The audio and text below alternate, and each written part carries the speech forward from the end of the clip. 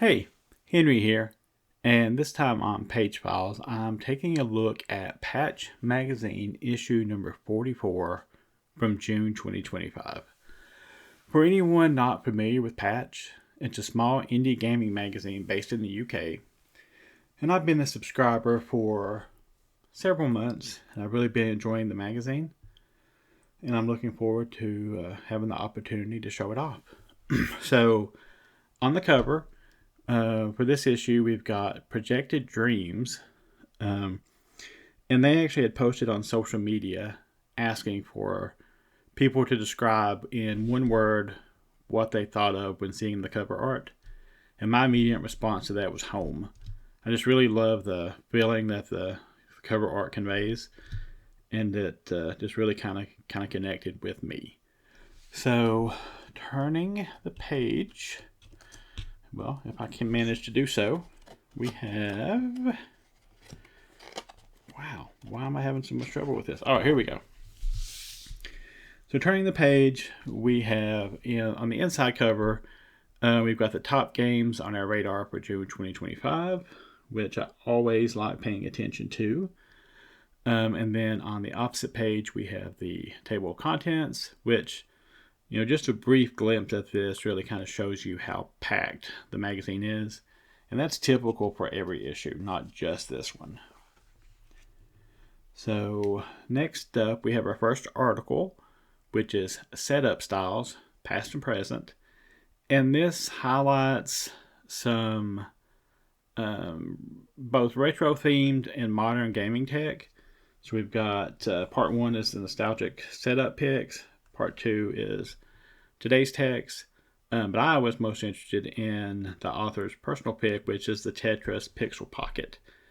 Now, I haven't looked into this yet, but I absolutely intend to, because that is something that I very, very well could be interested in. That article continues on the next page, and then we get to the cover game. In this case, it's an interview with Flawberry Studio, which is the creator of this game, Projected Dreams. And they basically discuss the role that nostalgia played in creation of the game, and then also get into their desire to create a cozy, stress-free experience with the game. And that is definitely my sort of thing. So I think this is well worth reading if you are also into cozy and stress-free gaming opportunities. Next is Games to Heal Your Inner Child. So this is a selection of games reminiscent of childhood throughout different periods. So whether you're a child of the 90s, the period here which is described as those who were plagued by early internet, 8-bit era with Shovel Knight, N64 or 64-bit era in general with Super Kiwi 64. There's a little bit of things for everyone there. And then next, we have Kishblat back into the world of Croc. So Croc, Legend of the Gobos. I had not realized how old this game is. But this is talking about a remaster of that game, which was from 1997, from Argonaut Games. And I've seen this around on like the eShop and different places. Had always kind of thought of it as just kind of a knockoff platformer. But it sounds like it had its audience back in the day, and I actually am glad to see it getting a remaster. I think that's kind of exciting to see games like that have some life breathed back into them, especially for those people who were fans of the series originally. Next up, if you've played this retro game, try this UFO 50 game. So this is an interesting one to me because it's recommendations of games from UFO 50 that maybe you should try based on similarity to some other better known games. So, for example, this first one, if you played Pac-Man or Snake, try Magic Garden, which is the UFO 50 game. I think this is a neat concept. I've been wanting to check out this collection since I first heard about it. One of my friends was telling me about it and thought I might want to check it out. I haven't done that yet, but I do intend to. And I think guides like this are helpful for having a place to start with a collection like that, because even though it's just 50 games, it can still sometimes be a little bit overwhelming when you try to dive right into it without any sort of idea of where you might want to start.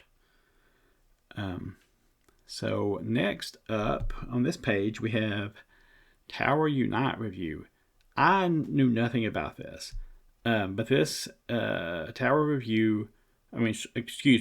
Unite was developed by Pixel Trail Games, and it's basically a recreation, apparently, of what's described as their iconic Gmod Tower mod.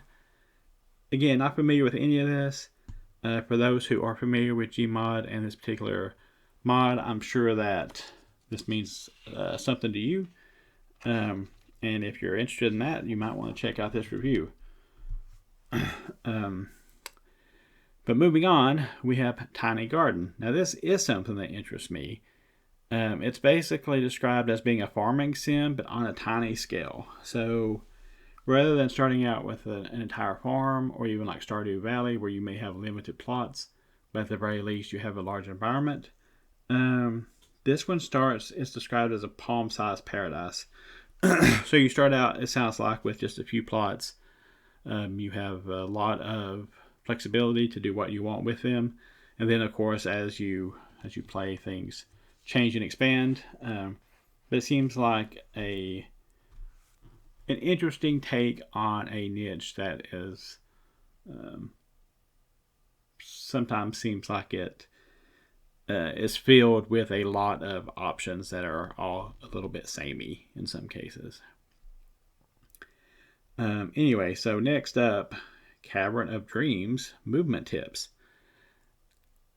I always find articles like this in the magazine interesting because they go beyond the typical review or first look or even interview. So in this case, Cavern of Dreams is a 3D platformer, but the author describes the controls as being tricky, at least initially. So this is a series of tips intended to help you get up to speed on those core abilities of the game so that you don't have such a harsh learning curve.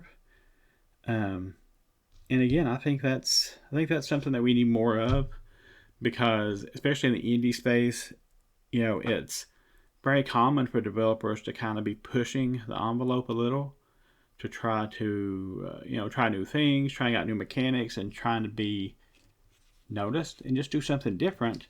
But sometimes that means that lack of familiarity with those mechanics can make a game, if not inaccessible, then it just at least a little more difficult to really get going.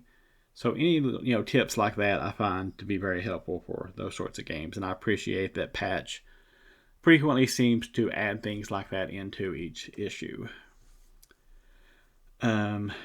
Next, something very different from that, desktop pet games. So this is kind of a throwback to the Tamagotchi of the early 2000s and the whole virtual pet genre. So this is a selection. They kind of highlight 5 different virtual pet games. I've never played one myself, but if you're interested in that sort of thing, this very well might be worth checking out, because I'm sure that at least one of these 5 may be of interest to you. Again, but getting to that, the ideal that Patch Magazine frequently has something different.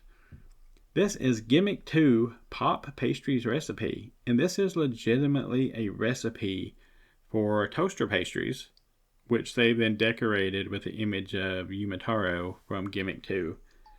And I think that's just kind of a fascinating thing. Who would have thought to include something like that in a gaming magazine? I know I certainly would not have.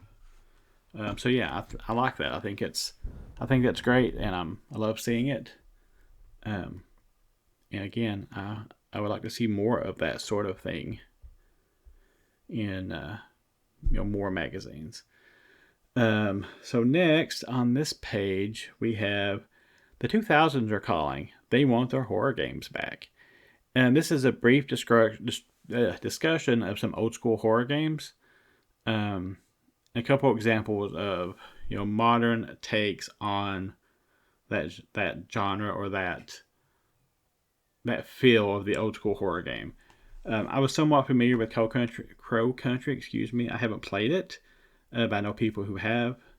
I know that's a big thing right now, so I think that is well worth looking into if you're interested in kind of throwback and old school horror.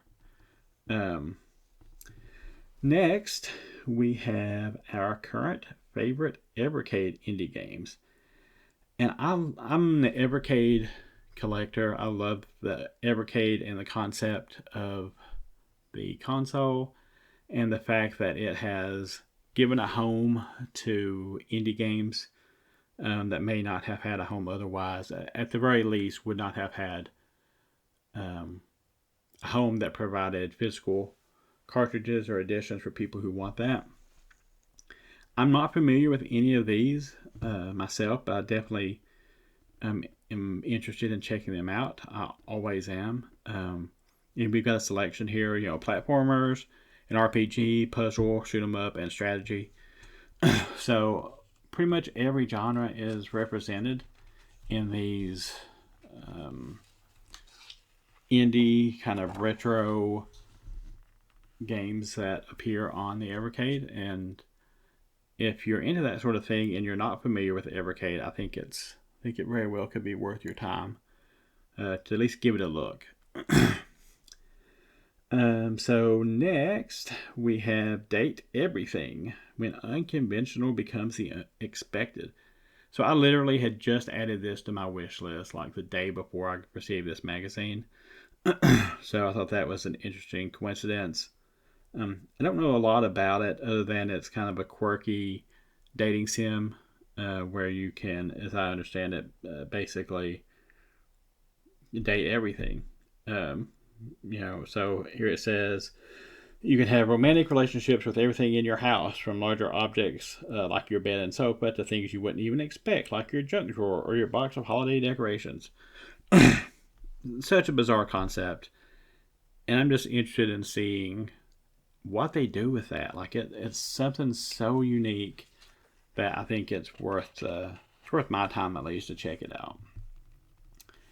As we're nearing the end, we have an indie developer spotlight with Sam Clayton Games. And here, it's a very short little spotlight, but this independent game developer who's working on a N64 inspired retro game called the Calcium Crusader 64. I hadn't heard of this before. But that's what I like about magazines like this one, is I hear about things that I didn't know about. Don't know if this is a game I would like. It being a platformer, there's a real possibility that it might be. But again, I wouldn't have known about it without something like this, just kind of bringing it to my attention. So I appreciate that, and I'm interested in seeing what comes of this particular game. Something else I was not familiar with is the Develop annual conference, which is a gaming conference that appears to be based in the UK, which is where the magazine is. And reading through this, that they had attended last year's conference and are doing so again this year, which is the one they're attending is in Brighton. It's coming up July 8th through 10th, so I expect that maybe there'll be some things on their social media kind of talking about their experience with that. So I think that's something to look forward to. And then as we're wrapping up, we have this reader spotlight section, which I really kind of love that they kind of give a shout out to readers. They provide a way either via their Discord server or via social media with a specific hashtag to post pictures of your copy of the magazine, and then some of those get selected to get published in this section. Like here we have one with someone's cat. Here we have this whole nice spread, which I really, really appreciate. Some people get kind of artistic with framing of the photos. Other people do more of just a straightforward, here's the magazine. But whatever it might be, I think it's just a nice way to kind of give a little bit of recognition to the readers, to the subscribers. I think more magazines should probably do this sort of thing, kind of engaging with our audience. And then on the inside back cover, just some general thank you credit for the artist who did the front cover, Twitch, and the Twitch QR code, and then this QR code has links to all of the different games and everything that is covered in the issue, which I appreciate that, because it's certainly easier than trying to hunt everything down on your own. And then the contributor section. I really like this section. Every time I look at it, it makes me think about what, maybe pixel art graphic, that what individual image I would pick to represent myself if I was asked to do so. I know it's a strange little thing to think about, but I do. And I think that's fun. So I appreciate that. And that brings us to the end. So here's the back cover where you just have the web address and information for their social media. And that wraps up the kind of my coverage of this particular issue. So again, this is Patch Magazine number 44. And if you enjoyed this episode of Page Files, I would love to hear your comments. Love to get your feedback. If you want to see more of my content in general, you can always find me on social media. I'm at Late to Gaming pretty much everywhere. And like and follow here if you would like to see more content like this in the future. And thank you for listening, for watching. And I hope to catch you later.